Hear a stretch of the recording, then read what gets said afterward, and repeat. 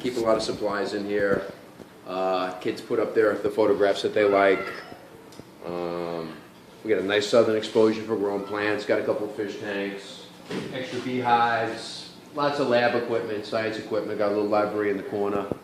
Got my big whiteboard, I got my big projector for showing some good visuals in here. So this is how that operates. Got a big composter right in here. Matter of fact, we stuck a couple of mice in there this morning, dead mice that we caught last night. Put them in the composting system to got maggots in there and worms and all kinds of creepy crawlers. So you just trying to scare them? no, it's just loaded. I mean, we got we keep a lot of unconventional organisms. Let's say. Okay. So we do autopsies of chickens and stuff like that in here. And anything can happen in here, to be honest. I mean, for the most part, the students enjoy.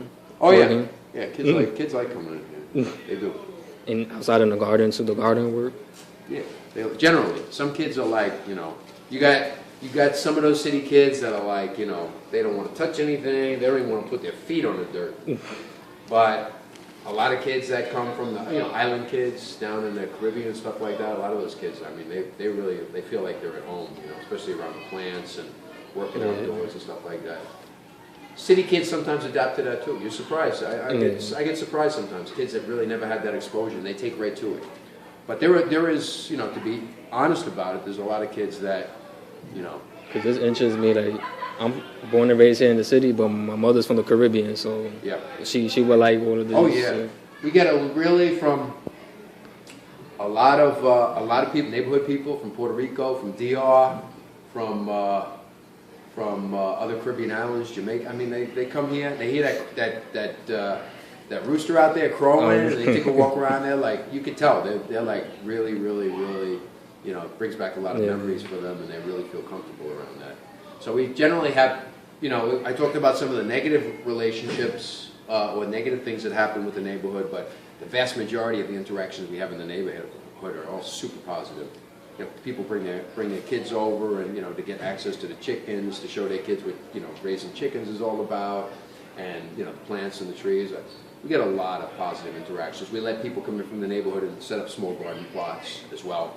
So it's really been a positive relationship, and even more so now that we have the orchard, which is going to be our next stop. Okay. The orchard. And what made you guys decide to make a garden for the school? I'm a nature boy, so I started out as a kid. My father had me working in the garden as a little kid, as far back as I can remember. So planting and harvesting, and So how did that start the development of the garden? The garden developed because there was space that was unutilized, and I saw it as being very wasteful. So I felt that something needed to be done. First with that garden, and then the orchard space, which was another space that was wasted. It was just wasted space that was just locked up and nobody was using it. It was an empty field they mowed it once or twice a year, and that was it. No community access, no student access, nobody. So me and a couple of students were we were sort of talking about doing a project out there, and then we just said, let's just do it. And how many members are in the garden? Members? Yeah, like how many kids help you out? At any given time, classes come down from the school sometimes and help me out. I get kids from other schools that help me out. I mean, I'm pretty, I'm not selfish with respect to, the use of the garden and who I spend time with. It's like, I think it's for everybody, anybody that wants to get involved. I mean, how many people are involved out there? Well, we got the 325 kids from our school. Not all of them are down there, on a regular basis, but, certainly everybody gets in there sooner or later. My interns, I have about a dozen interns on Tuesdays and Thursdays that work out there, and then classrooms that we host down there to work on different tree planting projects, plant bulbs, flowers, vegetables, whatever. So we have, there's a lot of access. Plus the teachers use it all the time. They go out there, eat lunch. Sam, the Okay. principal, loves to go out there. You know, he's got his own key. Yeah. He goes out there and he shows his friends and likes to come by. I was here about 2 weekends ago, and Sam, the principal, showed up with his son and his daughter-in-law. And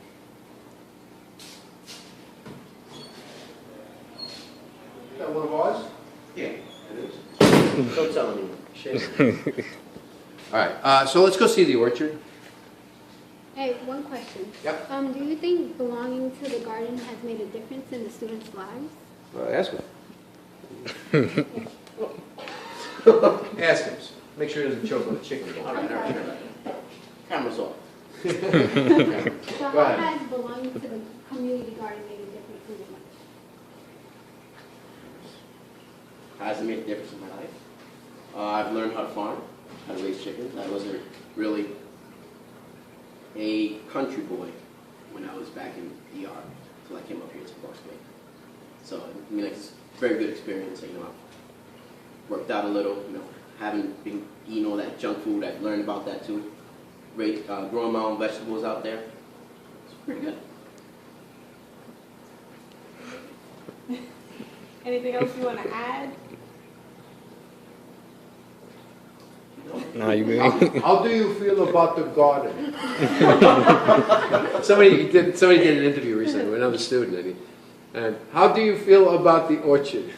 I remember outside you had said some people like giving you. Yeah, we've had organizations donate materials to us, compost. We get compost through Green Thumb. We get the chips we got from local businesses that were cutting down trees and chipping them up. So we took the chips. I just asked them, you know, hey, what are you doing with those chips? Want to drop them over at the school? You know, that type of deal. Informal. We get the Million Trees New York City program. We've got maybe 20, 25 trees from them to plant in our orchard. We had the National Fruit Tree Foundation donate 112 trees to us last year for the orchard. We got a Grow New York City grant of $810 to expand our beekeeping operation. You're going to see another beehive over at the orchard. What else? What other kind of money have we got? Donors Choose is an organization online, Donors Choose, that teachers can access and request materials that they need to work with their students. We're about to do another small grant from Donors Choose for a few $100s. Private donations. We had 2 donations last year of $250 apiece. One from a local neighborhood guy and one from somebody that heard about us out in Minnesota. So, yeah, we got, you know, plus, you know, anything that doesn't work out, you know, I just sort of hit it out of my bank account. So, you know, I have access to some money for that. And besides, like, people from the Caribbean that they could feel like they're at home, do you feel that there's any other benefits, or you hoping that other benefits could come from having a garden in this neighborhood? I think it makes, you can look at people's faces when they pass the garden, and it makes them feel, I mean, you can see it makes people feel good. Or if they come in the garden, people walk in when it's open, people walk in and they say, oh, you know, is this a school garden, you know, what's going on here? A lot of people, especially over at the orchard, I must say, because there's buildings over there. So all the neighborhood people stop by all the time. Matter of fact, when we planted the trees, we had about maybe 15 people come in from the neighborhood, and they helped us plant the trees, plant a lot of the trees out there in the orchard. And they always come by and they always say how much they love it and how happy they are that we're working out there and, you know, using the space and making it more beautiful. So it's going to be quite a project by the time it's done. I mean, there's going to be a lot of fruit coming out of that orchard. It's you know, the trees are growing pretty well, and you know, we're going to take care of them. So it's going to be a nice project long term. You started the orchard the same time you started the garden? No, the Oh. orchard we started just about a year and 3 months ago. We started the orchard, so it's relatively new. Okay. So what do you plan on doing with the fruits from the orchard? Ask him. What do you plan on doing with the fruits from the orchard? He's going to give it to the homeless. I'm not even anything to the homeless. Okay. All right. He's one of those selfish gardens. No, but I imagine, I mean, it's not usually much of a problem to give away fresh fruit. And local people in the neighborhood, teachers, people in the building, students, whoever wants it. Squirrels, yeah. Rodents of various sorts. Yeah, I mean, when I'm not a big, I just like to grow things, so, you know, whatever happens to the fruit, I don't care, really, to be honest. But I'm sure it's gonna be utilized, at least, Especially by the locally, community. Yeah, everyone's gonna be Yeah. grabbing that fruit, what are you kidding? Even kids that don't even particularly like fruit, I had kids work with me in the summer, they were like picking the stuff off the trees, and, you know, they're like, it's the best fruit, it's the best apple I have had in my life, Bill, you know, it's like, you know, things taste, when they see where it comes from and the fact that, you know, it's all natural and that they pick it, of course it's gonna taste better. Yeah. So, it's not gonna taste like a cafeteria food.